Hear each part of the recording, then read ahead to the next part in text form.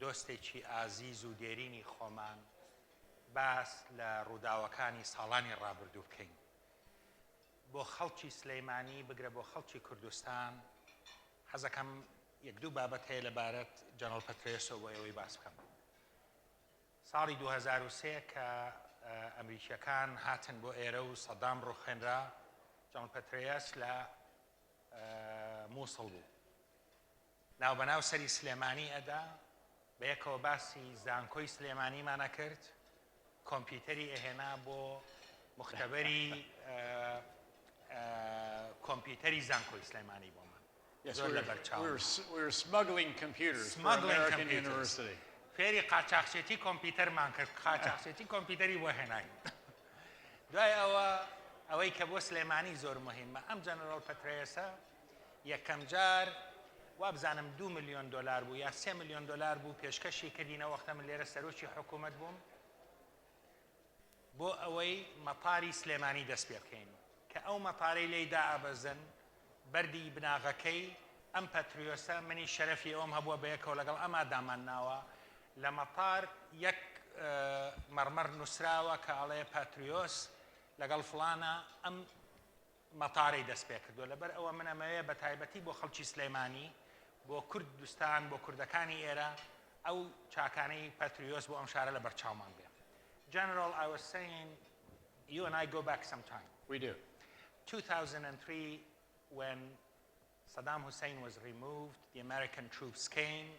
You were in Mosul, and you were visiting with me when I was Prime Minister of the Sulaimani administration of the KRG. No. I remember you helping me bring in computers, somehow in violation of existing Iraqi rules. That's why he was saying these were smuggled equipment.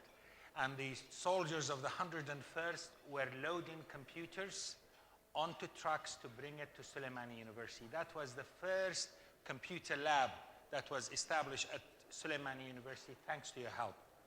But more importantly, you gave me, I believe it was $2 or $3 million at the time. I need to go back to my papers. In order to start the project of Sulaimani Airport. Sulaimani Airport was non-existent. It was a mere strip, which was an emergency landing strip during the Iraq-Iran war. This is a place which was used to bomb people, kill Kurds and Iranians and Iraqis. We decided to turn it into an airport, and we did not have money.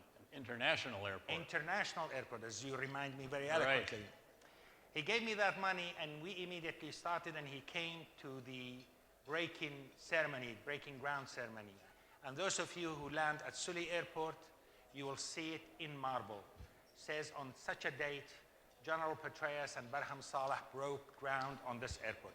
So thank you, General, for the airport and for the computer lab, not to mention for your tenacious and long-term service to this country. Well, thank you. Thank you. No, look, it's I who thanks you for the wonderful invitation to return to Iraq. You know, I haven't been in Iraq for over 4 years, and to see Erbil, I didn't recognize it. I certainly didn't recognize Sulaymaniyah.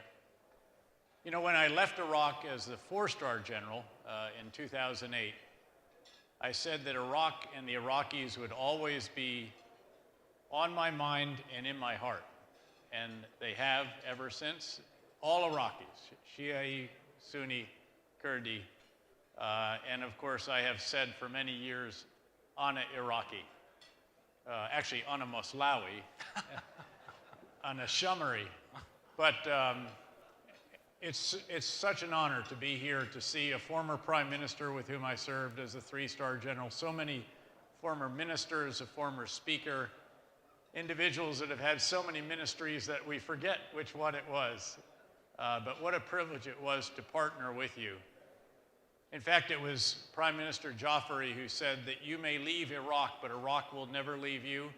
And that is very, very true. And it's wonderful to be back. And it's terrifically wonderful, especially wonderful to do it with my longtime partner and someone for whom I have such respect, Dr. Barham Salih. Thank you, General. Thank you. Most welcoming, Sulaimani. It's almost 12 years on since the war in 2003. Yeah. Yeah. And you have served in various capacities. You were the commander of the 101st Yep. Screaming Eagle Division.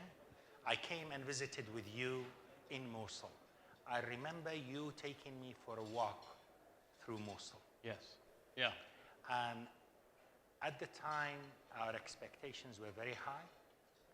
I was hoping that I will be able to go back to Mosul Yes. not Yes. before long Yeah. without protection, Yep. and that Mosul will be restored to what it used to be when my parents used to take us every spring on a vacation in the woodlands of Mosul, Ghabat al-Mosul. Today, Mosul is under Yes. ISIS control. Very sad to see. So much has happened. American engagement in Iraq over the last decade or so has been quite significant and substantive. A lot has happened, and you were very much involved, both as a commander of a division, as the commander of the Ministiki that was in charge of setting up the Iraqi military institutions, then as the general commander of the military, then also involved in your capacity as director of the CIA. Throughout those years you dealt with Iraq. Iraq never left you, you never left Iraq.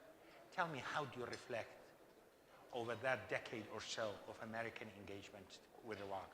What went right, what went wrong, and what are the lessons to be learned as we are moving into this new phase of American re-engagement in Iraq and in the Middle East? Yeah. Probably there is nobody more relevant to this debate than General Petraeus, because you have seen it from different angles and different phases of this operation.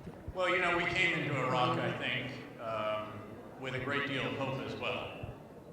There were people that told us, I was a division commander at the time of the great 101st Airborne Division, two-star general. And I asked, actually, in Kuwait, I said, can you tell me again what happens when we get to Baghdad? And he said, you just get us to Baghdad and we'll take it from there. And of course, it turned out that we had not done sufficient planning for the so-called Phase 4, really the, if you will, what became the occupation. I think that we made mistakes on our side. Firing the military without telling them what their future was and providing stipends was a big mistake. 5 long weeks before we told them that. Debathification without reconciliation, all the way down to level 4, was, I think, a mistake as well. There are, I think, you would probably be the first to acknowledge that on the Iraqi side, there was an awful lot of wrangling and arguing and conflict that prevented taking advantage of that magic moment early after Saddam had fallen, before we took these policy decisions, where maybe there could have been a transition. But the fact was that the ministries and the institutions and the infrastructure were sadly destroyed, either in the fighting or in the looting that took place afterwards. And we were then in for a very long, tough time. I think what is relevant right now is something that we did learn during the surge. Remember that the surge that mattered most was the surge of ideas. It was the change in strategy. It wasn't the addition of just 25,000 additional forces to an existing 140,000 American forces. The difference was the change in strategy. A comprehensive civil military counterinsurgency campaign for the first time. Living with the people to secure them. Stopping transition until the Iraqi forces could handle it. Promoting reconciliation to get the fabric of society back together, Sunni and Shia.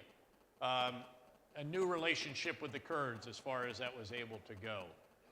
And what Iraq needs now, and actually what it is trying to do, is actually that same strategy, but with a huge difference. Without the United States doing the boots on the ground, and without the United States promoting reconciliation. Certainly, the ambassador and others, the embassy, are all engaged in helping in a variety of ways, facilitating, supporting. But at the end of the day, this has to be done by Iraqis this time if it is to hold, if it's to be sustainable. And that is very, very important. Beyond that, we have to remember that security forces have to be legitimate in the eyes of the people they're securing. And so, as we have discussed before, I've said publicly for quite a long time that I thought ISIL was not the most significant threat to Iraq at all. I thought ISIL was beatable, and we are now proving that. And we've been pounding them from the air, enormous precision, day after day after day for months. You put enough Iraqi forces on the ground, they can take a target down. The question is, who holds that area after the ISIL forces have been cleared? And what happens? Are legitimate citizens pushed out of these areas? Or are they allowed to come back to their homes? And that's something that Iraq has to get right. In fact, I'm worried that it may be the militia, not just Shia militia, although they're the ones that are the largest right now, but there could be Sunni militia, could be Kurdish militia, Peshmerga, I mean, in a sense, could be. And so this is going to be very intricate, this putting together the mosaic of security forces. All of them need to be thanked. If they fought for their country, the Shia that protected Baghdad and are now on the offensive, they need to be thanked, they need to be honored, but they also at some point need to be brought into legitimate security forces, as the Prime Minister, as Minister of Foreign Affairs and I were discussing earlier this evening. So that's very important. Beyond that, you know, we learned a lesson to ask a particular question before we thought about any initiative, policy, or operation. And the question was, will this operation take more bad guys off the streets than it creates by its conduct? And sadly, we have pursued policies at times. We have conducted operations at times, Iraqi and Americans and coalition members, that failed that test. But we have to keep asking ourselves that when we're in this kind of operation, because that is hugely important. You talk about the security dynamics, but security and strict security structures, could this be done without serious political commitment by the leadership of the country? No, in fact, I think the overall, I should have given the bottom line lesson. The bottom line lesson is that you can achieve security gains. You can even do reconstruction. You can do reconciliation. But none of that is solid. It's not solidified until there's a sustainable political deal. And what is most important, and why it's such a privilege to have so many senior ministers from Iraq and from the Kurdish regional government here this evening, is that they know that they are the individuals who will have to come up with these deals. And as we say sometimes, I look forward to confirming your excellence, Sayyid Wazir and Sayyid Wazir and so forth, in accomplishing this, because this is critical. General, I sat with you in the Ministerial Council on National Security. Yes, yeah. So many sessions Yes. dealing this, even before the When you were the Deputy Prime Minister. I was the Deputy Yeah. Prime Minister, Yes. and Yep. with a variety, in fact, on a variety of these issues. And I remember your commitment at the time as the United States, as the US military and as the US Embassy was quite significant. You had significant troops on the ground. Enormous. You were involved day in, day out. Yes. Even with that, it was very difficult to generate that political commitment, Yep. genuine political Yes. commitment beyond the rhetoric. Yep. Why is it different this time? Why are we thinking that this could work at a time when that type of American commitment, that type of American engagement does not exist? Well, first of all, I would note that the diplomatic commitment is very, very significant. The security commitment is enormous. I mean, the assets that are flying over Iraq 24 hours a day over all kinds of different locations. I read the daily reports on this that come in, and what we're doing to ISIL is enormous. So that is very significant. And I think, you know, as someone who said today, never let a crisis go to waste. Iraq has been through an unbelievable crisis. Extremists, Sunni extremists, were knocking at the doors of Baghdad. The Marja'iyya, the Grand Ayatollah Sistani, has to issue a fatwa. I think the first time in decades, everyone rise to the defense of the country. You know, this is a 1776 moment for you, if you will. And I just hope that the recognition that Iraq has this one last chance will not go to waste. But again, I go back to the political commitment. It is the same political class that you were dealing with in 2003 until 2009 when you were 2010. You were Well, and I was back in December 2011 when Prime Minister Maliki ordered the arrest of Tariq al-Hashimi. True. Tell me, why would it be different? It is the same people, it's the same political class. The reason I'm having this conversation with you, it is an honest, in-depth conversation with a friend who knows the situation. Well, first of all, I have enormous confidence in a number of the critical ministries and ministers, and the Prime Minister. The Prime Minister has the right big ideas. He knows what needs to be done. Obviously, the challenge is operationalizing those big ideas, keeping his own party base, if you will, as we say in the United States, getting enough crossbenchers to support him in the Council of Representatives. But you look at the quality of the Minister of Finance. You look at the quality of the Minister of Foreign Affairs. We saw the Minister of Oil earlier today. These individuals know how to make deals. I've seen it. I've done it with them. And I truly do believe that, again, this moment in time is one Iraq must take advantage of, or it's going to slip through the fingers. And from your experience and expectations, do you see the same kind, not necessarily in terms of troop engagement, but certainly political and diplomatic engagement from the United States and the international community that we have had between 2003 and 2009? Well, I think that period was unique probably in history in the world. I mean, there was an enormous commitment. When you have 165,000 U.S. troops on the ground, you have a huge, the biggest embassy in the world, large intelligence resources and others. I think that was a unique moment. That unique moment did produce results. It did give Iraq one more chance that time. Iraq did okay with that until it no longer did, and then it undid it. And tragically, some of the very people with whom you and I worked during the surge to foster reconciliation in particular, to get that fabric of society back together, some of those same people then undid that, piece by piece, general by general, and it was tragic to watch. But I think this has been such a dramatic event. I mean, you look, you have General Allen, you have Ambassador McGurk doing this full-time with a good-sized team. You've got one of the very best ambassadors that the U.S. is, you know, greatest since Ryan Crocker here, probably, with all due respect to the others. So I think there's a unique opportunity. I think there's something else that's very, very different right now, and that is that the Gulf cooperation countries actually want to see Iraq succeed.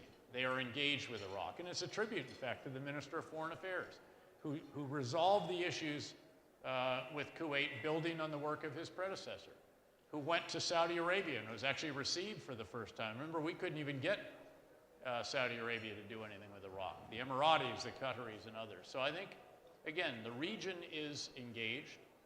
The Kurdish region has a new relationship with Turkey, although there have been some difficulties in that relationship, obviously, in recent months. But I think, again, you see new dynamics, and they have to take advantage of it. On the new dynamics, I will ask you about Turkey, because you were supposed to, no, it was the fourth ID that was supposed to come through Turkey. Yes. Yeah. But I remember you and I spending some hours trying to diffuse some of the crisis between the KRG and Turkey at the time, when the Turks were threatening to come in, and we were on the phone to President Barzani. Yes. Those were quite moments. We had some high adventure moments. We had some moments of full emotion, as you may recall. I do recall. On occasions, for all of you, I should confess that I knew the Iraqis were emotional people, and every now and then I decided I ought to be emotional as well. And we would call those meetings exercising the full range of emotions. True, true. Now that was quite an interesting moment, because the Turkish government was threatening to come across, as a matter of fact, had there been no certain actions, and relations were getting very, very critical. Yeah. And I remember you getting very involved and directly. We fixed that a few years later when we provided them a predator. True, absolutely. And after that as well, I think what happened though, quite a transformation in the relationship It's between the quite a trend. KRG It's very and dramatic. Turkey. Yeah. It's very dramatic. Yes. A game changer in so many ways. It is. It's truly a strategically important development.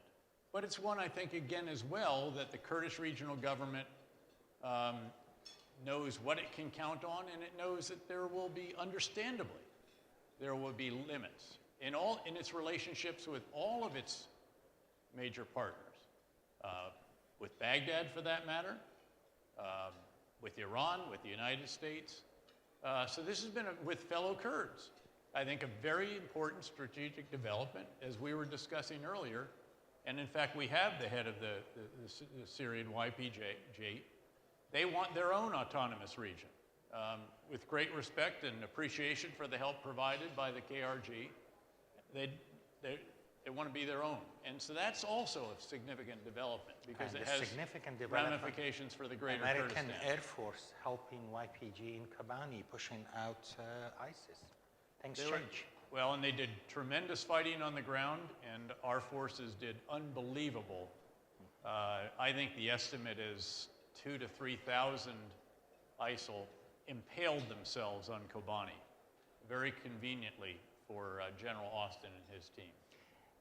General, Kobani provided a different narrative in terms of the war against ISIS. Yes, yeah. The women of Kobani Yes. taking up arms, Yeah. pushing those bigots out, Yes. quite significant. Yes. And Yeah. Yeah. this will be quite an important feature in this war against extremism. Well, it will. And obviously, you know, the main effort is in Iraq right now. That's the focus. General Genuinely, can I ask you a CENTCOM has question? mentioned that, and General I know Allen. they have determined that, but I have a point I want to make on this one. Iraq and Syria is one zone of conflict. And have you seen that there are reports now, it's all publicly known, that not only have the lines of communication from Rabia and Sinjar to Mosul been cut by Peshmerga and Iraqi forces, but now they've also been cut by the YPG again in Syria. So on the other side of Rabia, those lines of communication have been cut as well. And that has had support, obviously, from the U.S. As we reflect and back on the coalition. experience of the last 10 years or 12 years or so, Sure. in my view, one of the bigger challenges for Iraq has been, or for the American engagement with Iraq, and many of us here as well thought that since the United States is coming, the technology, the power, and so on, Yeah. we needn't worry about others. Yes. That the Iranians are key players, the Arabs are key players, the Yes. Turks are key players. Yep. We're part of this region. On one hand, as we talk about the strategy against Daesh, my hope is that this is a unifying threat that will bring everybody together, because it's a threat to the Iranians, a threat to the Saudis, to the Turks. We have no choice but to work together. But we're talking about a very poisonous and grave regional context, where the rivalry, the relations between the Arabs, between Arabia, Yes. Iran, and for that matter, Turkey, is not so easy. And this is shaping to be a much more of a regional dynamic that Iraq is only a part of, significant part, Well, certainly, nevertheless. sure. Yeah. So in this Syria, regional context, at the end of the day, Syria is not just a Syrian civil war. It is a regional civil war between Sunni and Shia, with proxy forces within Syria. So no, there's no question about that. And I mean, I think that the United States, the Obama administration, has worked very hard over the course of their administration to reach out an empty hand, as the term was, and have not received an empty hand in return. And so there's been a difficult relationship in that respect. And then the Syrian civil war, again, a regional war, has really magnified, I think, a lot of the fissures have become splits. And, you know, there are a lot of people who have said this was 1914, the start of, I don't know, World War I. It's not at all. I think it's the start of, sadly, I think it's the start of the 30 Years' War, of the religious wars in Europe. And indeed, it is going to take some time for the dust to settle. If you look across not just Syria, but let's look at Libya, let's look at Yemen, look at Iraq. I do think Iraq stays one country. Territorial integrity remains intact.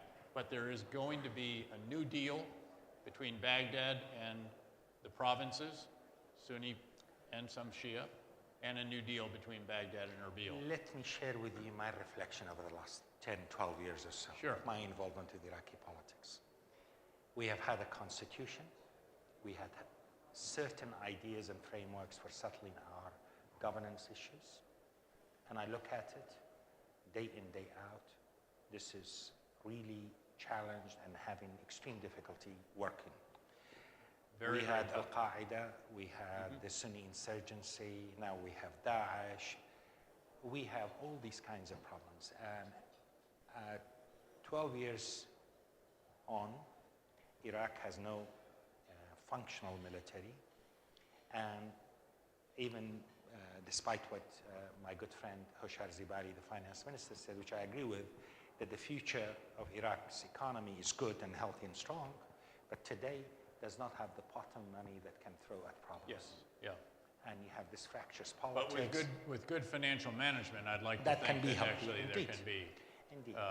That can be rebuilt. This, and in this regional context, in this intense regional rivalry, Yes. not to mention the US-Iran dynamics that I'd like Yes. to get your thoughts on, and we don't have that level of American engagement, and it's not possible to expect that that was one time. I think that was a unique point in time. That was a unique point Yes. in history.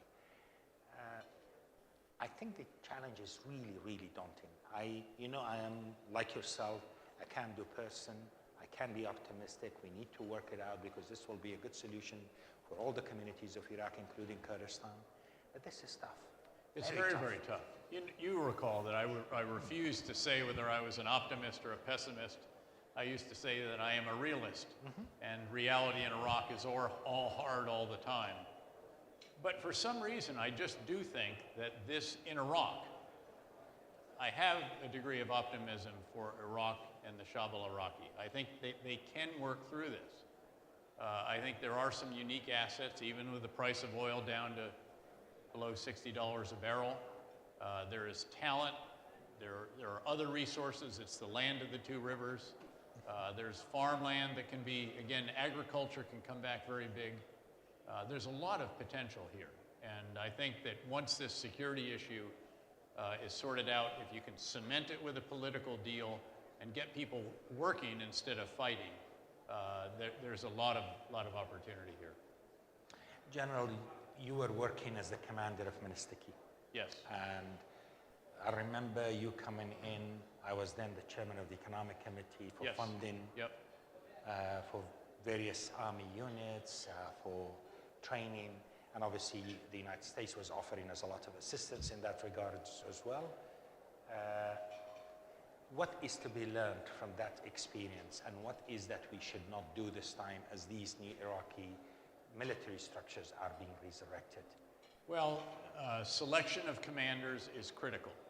And you may recall that when I came back as a 4-star for the surge, that I was quite insistent that certain commanders be removed.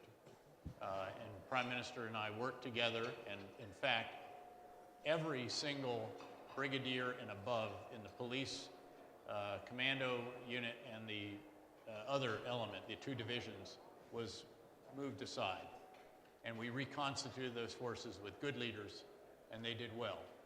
The military, in the Army, there were generally good leaders. And sadly, many of those individuals, the good leaders, were pushed out, were replaced with these very highly sectarian leaders who were not trusted by the communities in which their security forces were operating.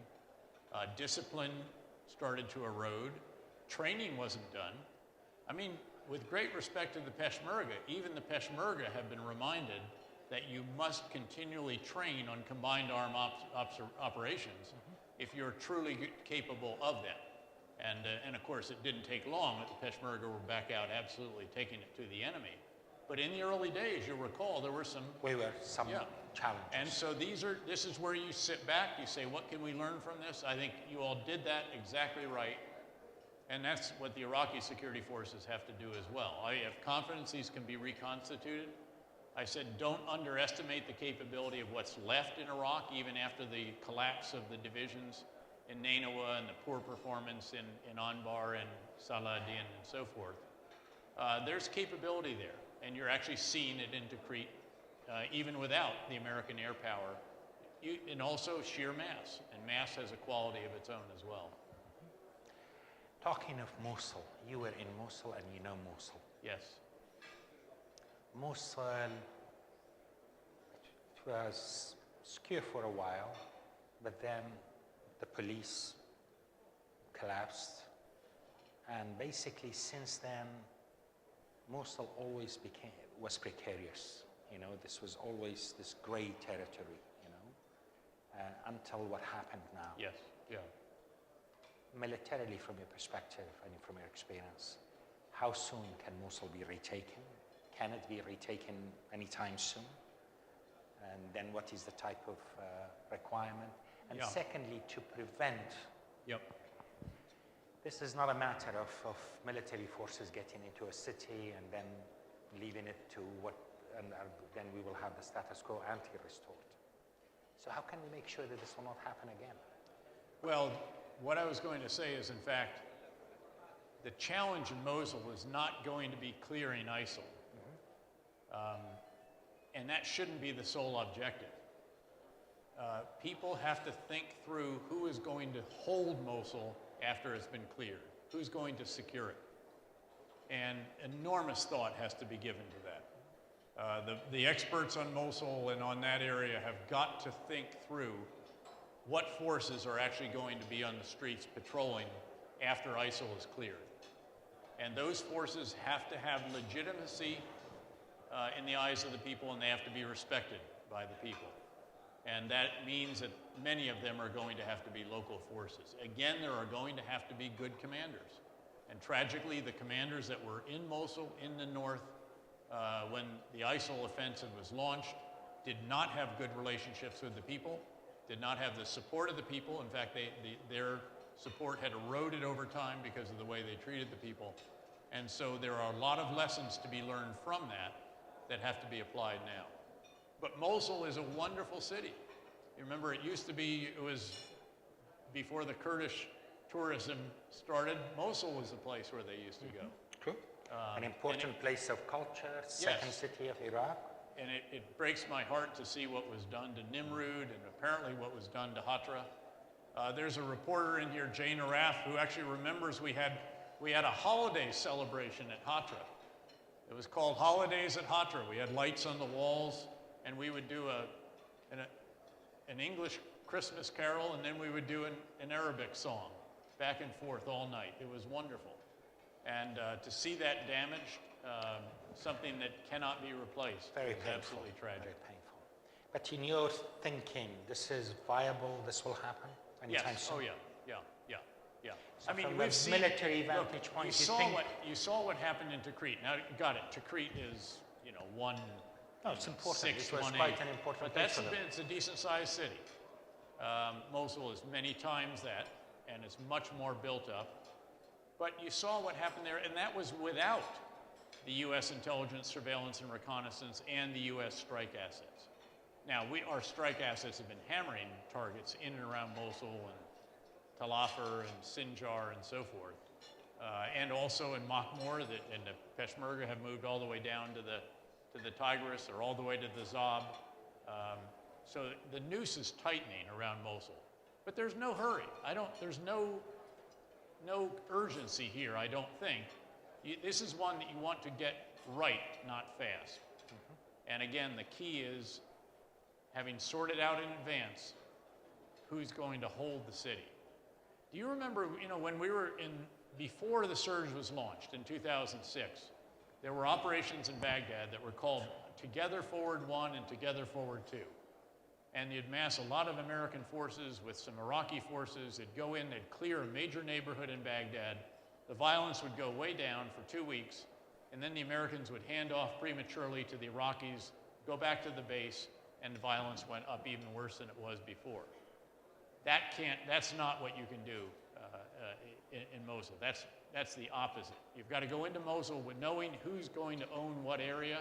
Ideally, again, you're going to have a political bargain there, because you know the composition of Mosul even after all the horrible actions, barbaric actions of ISIL, there are still Christian communities, there are Yazidi communities, there are Shabak communities, there are Shia communities, Turkmen communities, and obviously Sunni Arab and Kurdish communities. And by the way, it's Kurds from the KDP and Kurds from the PUK as well. We have also that, Yes. so I have to say. You know I a remember lot having said to about sort- the region. I remember having to sort out who got 2 representatives and who got 1 on the city provincial Absolutely. council. Now, we do have our politics too. General, the way I look at it, one way there will be an Iraqi surge or a coalition-sponsored surge in order to finish off the situation, whether it is in Mosul, in Anbar, and these areas. Again, going back to the surge that you commanded, what are the lessons to be learned? Because the gains of the surge were dissipated afterwards with the withdrawal and whatever. How can we avoid that particular? Well, first of all, the gains were sustained for a very long period of time.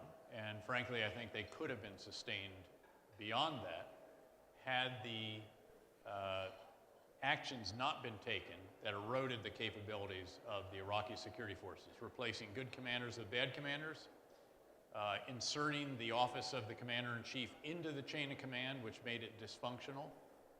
That was these were major mistakes. And so the capabilities eroded, training stopped, discipline, accuracy of reports, all of that went by the by. That can't happen. But the fact is that the progress made by the surge was sustained way into 2011 and 2012. It was only when actions were taken that broke the fabric of society. That's what created fertile fields for the replanting of the seeds of extremism in Sunni Arab areas in particular. The violent actions against peaceful demonstrations, again and again, the attempted arrest of Tariq al-Hashimi, Rafi al-Asawi, who we signed and said he had no blood on his hands. We signed a document, as you know, saying that. And then, of course, the prominent Anbar parliamentarian, who I think is still in detention today. And in each case, these were very violent actions, and even filmed on YouTube and put on the internet. General, but don't you think a lot of that also to do in terms of that degeneration of security is to do with Syria and the implications of the Syria conflict? The revival, How as yes, the Iraqi no nascent question. political Yes. process Yes. became really strained Yes. and could not handle it? The reconstitution or the revival of al-Qaeda in Iraq as the Islamic State of Iraq and Levant was completely furthered by the Syrian civil war. But then when they came back into Iraq, much stronger, much better equipped, much better funding, when they came back, the fields, the Sunni Arab areas were fertile fields for the planting of the seeds of extremism.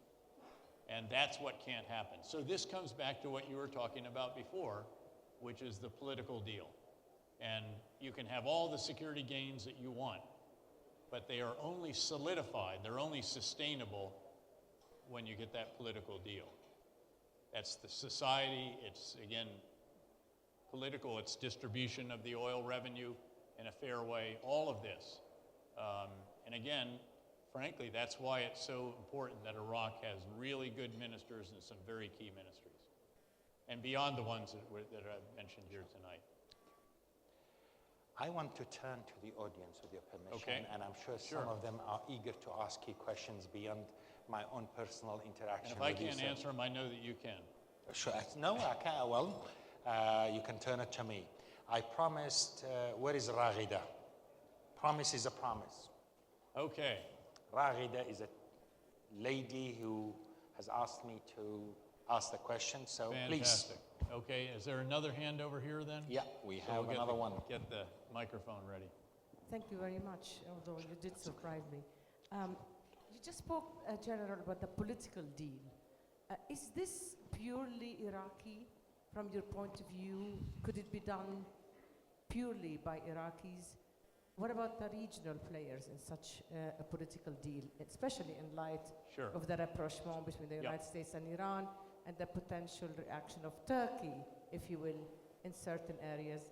Let me take Mosul as an example. Absolutely. And one quick thing for the history. Why did why did the United States pack up and leave? Why did Why what's that? did the United States, after such a huge presence here in Iraq, pack up and leave? Some think that the US was forced out. Just for the sake of history, can you address Sure. that, please? Yeah. Well, look, I think the political deal has to be done by Iraqis, but it will be supported in a variety of different ways by all of Iraq's neighbors and by other countries even in the region. So I think certainly the GCC countries, various of them will be engaged in some fashion. Iran clearly is going to play an important role. It has. You know, Iraqis have always been very open and honest. You, in fact, I mean, you've been to Tehran, and Many times. and I still respect you. I mean, this is not a big deal. It's reality. This True, is it's our Iraq. neighborhood. And Iraqis have always said they do not want to be the 51st state of Iran, but they do have to have a relationship with Iran. The religious tourism component of the economy for Karbala and Najaf and even Baghdad, it's incredible. You get 1,000 or 1 million liters of diesel per day. You get hundreds of megawatts of electricity. Again, the ties between Iraq and Iran are very, very significant. But at the end of the day, Iraqis have always reminded me that they are very conscious that they are Arabs, not Persians, and obviously speak Arabic and not Persian or Farsi. So again, there are these distinct limits, but also there has to be a relationship. Geography. Certainly and history. Turkey can have a role in some respects. I mean, the Turkoman, you know where the different enclaves of Turkoman are, and certainly some, of course, not far from here in Kirkuk, others in Nainawa province. So there will be, and absolutely the United States. Again, the United States is doing a lot more behind the scenes, I think, than people realize. And that's where it ought to be, by the way, because this has to be about Iraqis front and center, but all of the others trying to enable them, help them, facilitate, and support. Jordan, again, also another player in this. You know, why did the U.S. leave? You know, the proximate cause was that the U.S. could not get a status of forces agreement that had sufficient safeguards, guarantees for soldiers to give the confidence to the United States that we could have a large number of soldiers on the ground. You should remember, you know, the United States did not completely leave. We still had a 3-star general here overseeing the security assistance effort. We had, at the time we left, we had probably around 800 soldiers that stayed. That gradually came down a bit, but there was a very large security assistance contingent. I think the question that will always be unanswered is, if we could have had 10,000 troops stay, just to pick a number, would that have given the United States greater influence when certain courses of action were being chosen, some of which ultimately undid a lot of what we had all done together with Iraqi leaders during the surge? And I think that question is hard to answer. I'm not sure that it necessarily would have given us that influence, though. I know I was in a different position. I had different deals, different arrangements that didn't need status of forces agreements, and it still was very, very difficult. And I think the National Security Advisor has gone, but he could have given you some He will be good talking information. tomorrow morning. But what do in you, person. let me ask you about the political deal. You agree with that assessment? I do agree with the political deal, and I genuinely believe that from 2003 until now, we need to reflect in a profound way. Yeah. We have drafted a constitution. It's a good constitution, to be fair. It's a sound But document. as I look at it day in, day out, it has not worked, or people have different interpretations Yep. to this constitution. Iraqi communities and regions need a new political deal, because Yes. what we had over the Yes. last Yep. 10, 12 years does not work. Right. And that might have been sustainable with $100 a barrel Yes. of oil, Yep. and without ISIS. But with ISIS and with the oil prices and the economic problems that we have, this cannot work. Yes. We have to be honest, in my view, with ourselves, with our people, and really, the way we had the Constitutional Convention in 2004, probably the various Iraqi leaders and communities need a profound conversation about, if we want to live together, what are the parameters? Yes. If we don't, let's call it that and have an agreeable plan to this. I go back to a fundamental point here. One of the lessons from my vantage point is very difficult to resurrect a national army the way we had before. We need to look at these national guards as an important component for local security. Yes, you need a national framework, you need a national That's correct. defense. I agree. But at the end of the day, people of Sulaimania and people of Hawler are able to defend their territories, as people of Najaf and Basra are better equipped and better aware. Same applies to Mosul and so on. But by the way, that's the big idea. Remember, we talked about big idea. The surge of ideas was what mattered more than the surge of forces. It's getting those ideas right this time. Sure. But the thing is, though, this cannot be negotiated and dealt with in isolation of the region we live in. No, and Iran is that's a big the player, point. Turkey That's exactly is a the big point. player, Yes. the Arab world has significant influence and interest in this. The Syria game is being played out, and a lot of blowback. And if you look at the Middle East, General, now, Libya is where it is now. Egypt is seriously challenged for economic and whatever reasons, even though it's being, moving in the right direction. Sudan has serious problems. Syria, Iraq, Yemen. In this regional context, this political deal of Iraqis, yes, it is about Iraqi communities and Iraqi leadership, but at the end of the day, almost everybody has a stake in this game. The regional actors, the United States, and for that matter, Russia, which is in Europe coming back because into a variety of reasons, this is becoming very complicated. But one thing for me, as I look back, we need to be honest. I want to be optimistic. We have to be optimistic. I used to say to you, and you like the phrase, failure is not an option. Failure means ISIS. Failure, if anybody believes that failure could serve them, and it's a Shia problem, not a Sunni problem. Sunnis are being slaughtered, Shias are being slaughtered, and as we have discovered, Kurds are being slaughtered, Iranians are threatened, Arabs are threatened. So everybody is, in a way, is affected by this. I hope out of this calamity, this problem, we really can reach out to a serious conversation in an Iraqi context, but also the wider region, because there could be no Iraqi solution without a settlement of these regional balances. That's how I look at it. And hence, American leadership is so crucial. Well, I think Ambassador's still here, and I'm sure that he would give a big thumbs up that the U.S. is going to play that role. If I could very quickly, I'd just remind you of the moment when you were the Deputy Prime Minister, and Prime Minister Maliki surprised all of us going and to launched Basra. to Basra for the Charge of the Knights. It very nearly was lost. I mean, people don't realize how close the Iraqi army was to being defeated in the streets of Basra before we could get advisors with them, move a lot of assets over the air. But you made a very, perhaps the crucial contribution where you called everyone together. And this is a period when there was in some circles, there was criticism of the Prime Minister, as you may recall. And you said, this is a moment where all Iraqis have to stand together and support our Prime Minister. And I think this is that kind of moment.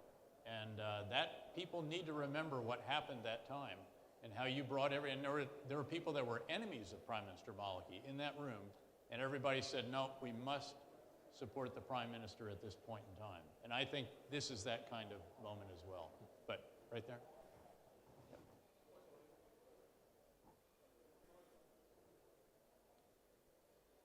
Thank you. Let's, for argument's sake, say that Mosul is taken back, or ISIS decides to pull back because it sees what's coming. And so all of ISIS is now in Syria, the stock of more than 10,000, maybe 15,000 foreign fighters. So what do you do with, let's say, in Iraq that's been liberated from ISIS, but a Syria that is now completely infested by ISIS, and you still have the problem with Damascus. Yes. So yeah. what would you tell Yep. what the White House is? And then a tiny little other question. So what do you think of all these pictures that are emerging on Twitter and elsewhere of the General Sulaimani of the IRGC essentially showing off all over Iraq and, essentially touting the Sunnis? Yeah. I think, I'll answer that first one last. It's been a bit surprising. Haji Qasem Soleimani has been a man of the shadows, operating as the commander of the Quds Force. He sent me messages, you know, a couple of times. I sent him some. Hoshar remembers those days. And I'm surprised to see such a visible presence because it could actually backfire. You know, if he's in Saladin, the citizens of Saladin are not going to cheer having the commander of the Iranian Revolutionary Guards Corps Quds Force in their hometowns. And I suspect actually that he may tone that down a little bit because we're in much more sensitive territory now. This is not the Baghdad belts, it's not the outskirts of Baghdad. This is now the heart of the Sunni triangle. And I think there has to be sensitivity to that. He's a savvy individual, and I suspect that he's going to tone that down. The problem, of course, nowadays is that every single soldier, Iraqi soldiers included, has a cell phone and a camera. And whether he likes it or not, if he's out there, he's going to have his picture taken. And a lot of people are using Twitter these days. They are indeed, yes, including you. On Syria, if I could just talk briefly about Syria, I think Syria has reached a point where there are actually several alternative outcomes. In other words, you know, you could still say, and there may still be an option that Syria could be held intact, and it might be, there would be, again, some new deal, there would be a reasonably autonomous Kurdish area, and somehow, I find that increasingly unlikely, in fact, probably impossible now. It may be that Humpty Dumpty is broken and never can be put back to it. So there are other conceptions. I don't know which one actually is going to be the outcome and how you get there. What I do know is that every single one of those possible outcomes, if it's to be a decent outcome frankly, for Iraq and the United States and the other countries in the region, in other words, with ISIL defeated, Jabhat al-Nusra defeated, Khorasan group defeated, and then some new arrangement, organizing concept for Syria, every one of those different outcomes requires a competent, robust, well-armed, and reasonably trained moderate opposition ground force that we can support the way we supported the Kurds in Kobani. And you just hammered ISIL outside Kobani and inside Kobani for that matter as well. And of course, not just the men, but the women fighting, taking up arms. Mm-hmm. So there's got to be somewhere that core group has got to be found. It has to be given the arms, the ammunition, the training, the support, and then the air support. Certainly focusing on ISIL first, perhaps, but ultimately on supporting whatever resolution we seek in Syria.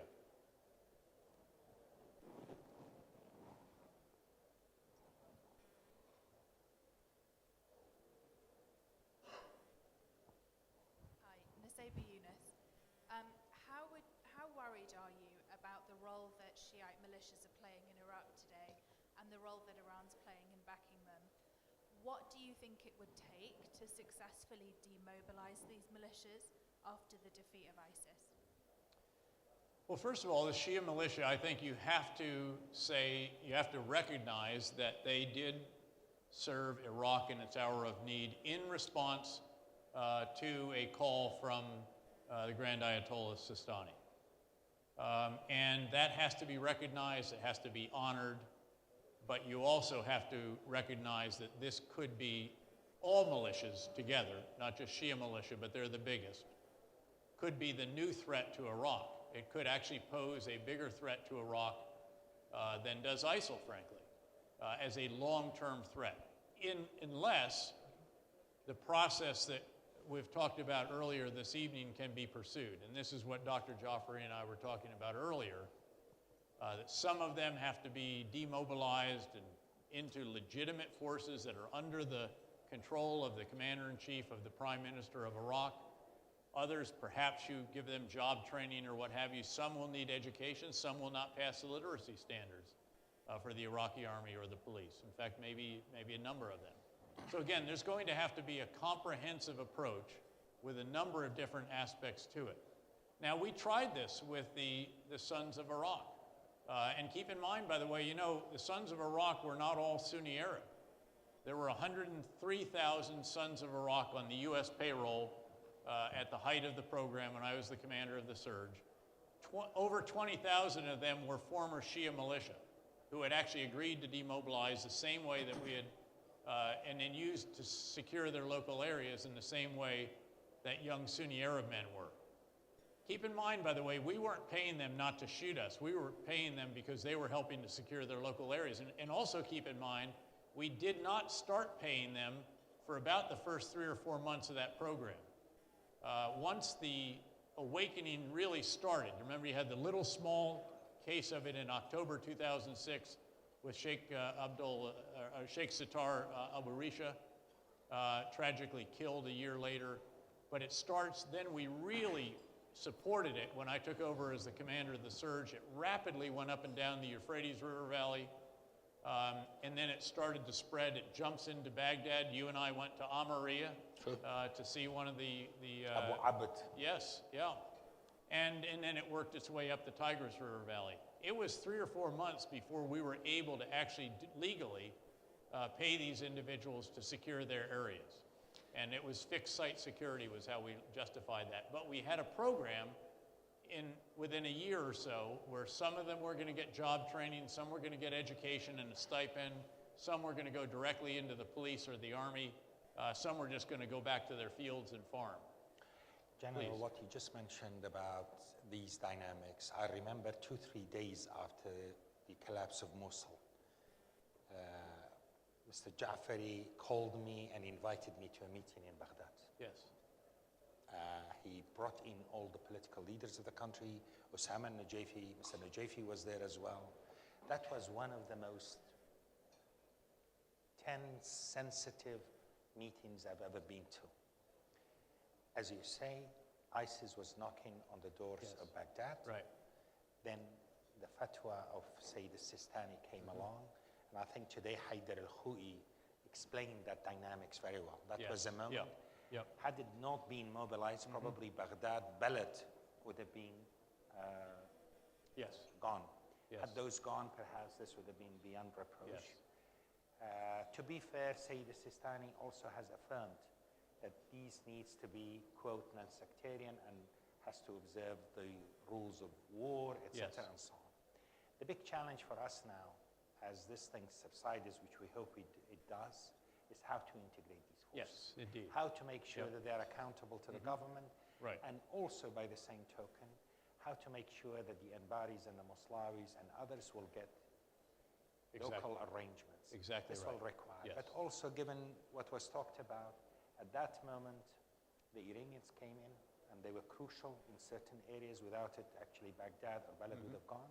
Mahmoud was in difficulty, Jalallah was in difficulty, and this is to do with our geography, this is to do with our reality here. So the dynamic has evolved, and this is the surreal aspect of it. American airplanes were bombing from above. Iranian advisors were helping on the ground. This is the context of the difficult, what I call complex relationship that Iran and the United States has been having in Iraq forever.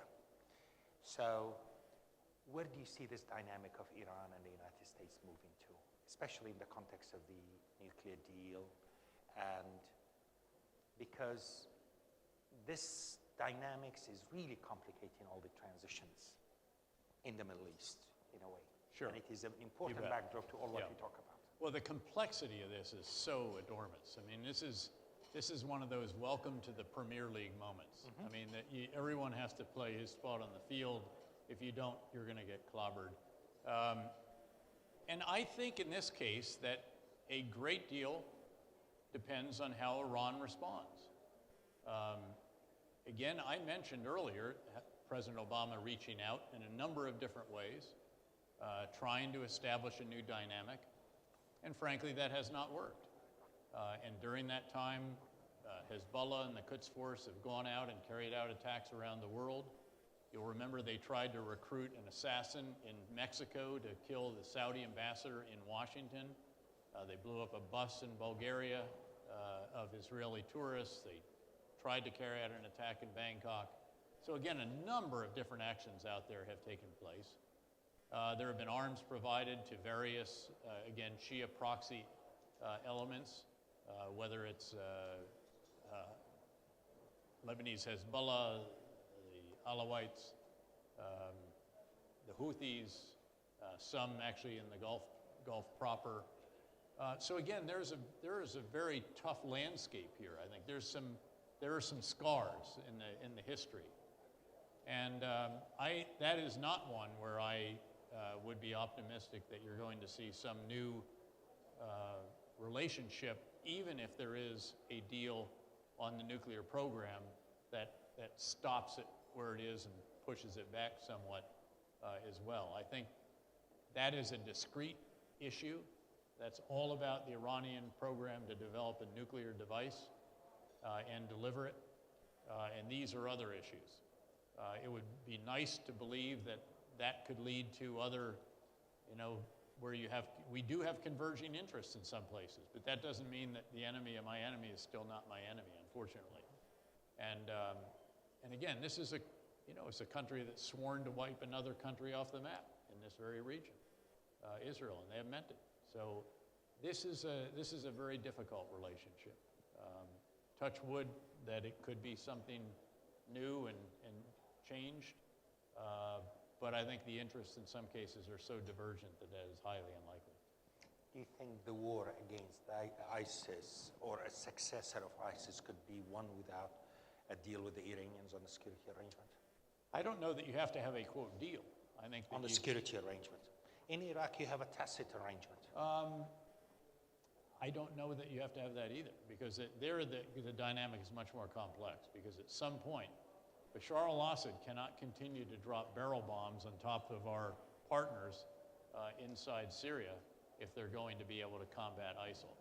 And so I think there are going to be some very tough moments there. There's a moment at which some of the assets that they are providing or supporting are going to be directly in conflict with individuals that we're supporting, instead of all directed against the same enemy of the ones that we're supporting. So that's a very, very complex endeavor. Time for one more? Time for one more. I will Right give there. Ambarin Zaman. I would dare not to say no to Ambarin. Ambarin. You know this woman. This is a I plant. do know this lady. We go back a long, long time. Okay. She's one of a friend, and she's one of the best journalists that I know in Turkey. Uh-oh, that means it's a tough question coming. It actually might be a tough question. You were praising the YPG as partners on the ground in the fight against ISIS. In Syria. In Syria. Yeah. But also partly in Iraq too, in Sinjar. But there's another partner that you did not mention, and that's the PKK. Yeah. And if you were in a position to make the decision, and if the PKK were to go along with its leaders' demands that it stop its fight against Turkey, its armed campaign against Turkey, would you consider delisting it as a terrorist group? That's my first question. And would it be easier to do that? Just one question, I think that. But let me, But there's a second. first of all, I've been very encouraged by PKK leader by Öcalan telling his forces to stand down. I think that's a very, very significant development after years and years of negotiations, of dialogue, of steps by the Turkish government and so forth. My position on this I'm not going to speak for the United States on this one. I'll let the ambassador or someone represent what our policy might be. And since it's hypothetical, I don't think you're going to get an answer. But you should know, this is publicly known, obviously, that the United States does provide some assets, very important assets, to help Turkey. And I was the commander in Iraq when that started. And it was not coincidental. So I think you could infer from that what my position in that might be. I've had a long relationship with the Turkish army that dates all the way back to when I was a lieutenant. My father-in-law was the 4-star NATO commander in Turkey of all Turkish and at the time Greek forces, believe it or not. And ever since that time, I've had a very, very close relationship with them. We've had some bumps once or twice, but those have always been worked out. And indeed, I had a very close relationship with Hakan Fidan, the intelligence chief, as well. So that would give you a hint as to where I was on that.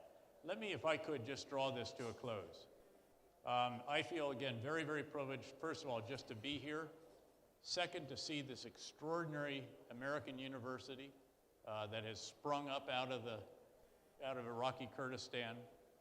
To see the other developments here that have to fill you with pride as the former prime minister of Sulaimani when we first worked together, and then all the other subsequent positions that you've had. So it's really a thrill and a pleasure and to be back with not only a partner and someone I admire, but a good friend. I'd like to actually end tonight by remembering some individuals who have fought very, very valiantly over the last number of months. These are other individuals with whom I've also had a relationship, not quite to back when I was a lieutenant, but it dates to 2003, when then Major General Babakar Zabari, he was supposed to be with us today, and now the chief of the Iraqi General Staff, and we were working these issues together. I took a handoff from Peshmerga at that time. I did a lot of work with the Peshmerga. Used to give me special forces to secure me. We'd run up mountains together. And they have stood up to, stopped, and then counterattacked in a very, very impressive manner. A force that was very, very competent and capable when it came into Iraq, and now is no longer so, and in large measure because of what the Peshmerga have done to them, certainly with the support of other Iraqi security forces and United States air assets. But I know for a fact from talking to the individuals that are engaged in supporting your forces that they feel enormously proud to be working again with the Peshmerga. So with that, if I could thank you and congratulate you for everything that you've done. Thank you. I want to conclude also, if I may. You mentioned that you're friends with Hakan Fidan. You're friends with the Turkish military, and you're a man of great influence in the United States and elsewhere. This issue of the PKK and the Turkish-Kurdish dynamics need to be brought to a close. And I very much hope that will be based on a settlement of the basic rights of the Kurdish people in Turkey. And the PKK, I hope that you'll become an advocate of delisting them as a terrorist organization. I thank you for this. Very good. Thank you so much. Thank you so much, my friends. Thank you. Thank you.